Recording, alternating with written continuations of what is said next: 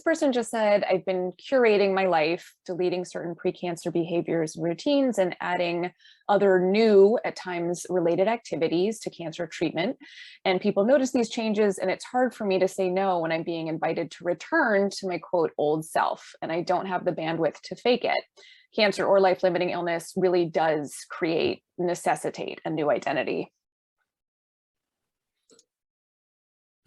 Dani, do you want to respond, or I'm going to jump in? Jump in. Well, yeah. That's why I think, for me, I think there's something that attractive about these. I have been seduced by a more concrete notion of identity, that, and I see it with friends, like you want them to be recognizable, and I watch how close relationships sometimes hold us back because the sort of expectations that we're going to show up in a certain way and be the same guy I was the last time we talked or whatever else. And that sort of constancy is helpful. And I think it's helpful to find the parts of us that don't change. But for my money and from what I've seen, more and more, I'm just more and more convinced that the therapeutic stuff is really much more around letting yourself be changed, be affected. But that is actually a very beautiful thing that humans do, is we aren't made of stone. We aren't rocks. We are affected by it. We're fleshy, malleable things that move through a world in a dynamic way over space and time. We are changed. And it can be beautiful to keep an eye out for what doesn't change. I'm all for that too. But it really, the really allowing ourselves, even getting into the idea of being affected, I think is really gorgeous.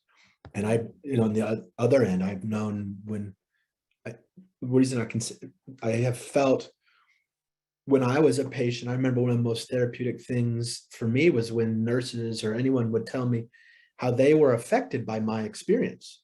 It was such a kind offering to me to know that something I was going through moved someone else. And if we let ourselves, we get out of our way, we're moving each other all the time. It can feel a little scary, but there's something really beautiful and truthful about that. There's sort of an emotional dexterity that can happen, and a roving, malleable sense of identity. I am blank. I am many things.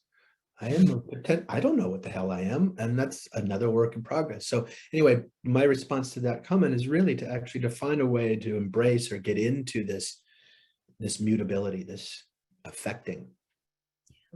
Yeah, I think I agree. We evolve, right? We Yeah. evolve. And there are some things about me that will always be there. I will always run anxious, and I will always go to humor. And there are just certain pieces of me that will always be there, but we evolve. And I think one of the hard things about illness, a lot of times we evolve alongside the people around us. And I think one of the hard things about illness that you brought up in the question that's beautiful is that we do a lot of evolving separate from so many pieces of our world. And then we re-enter them a little bit as new people. And I think that, like BJ said, if we're true to ourselves, then the task to look at is, well, okay, how does this relationship evolve now? How does this 2.0 version of me relate to these people? And there's work to be done with that. It's not easy. Mm-hmm.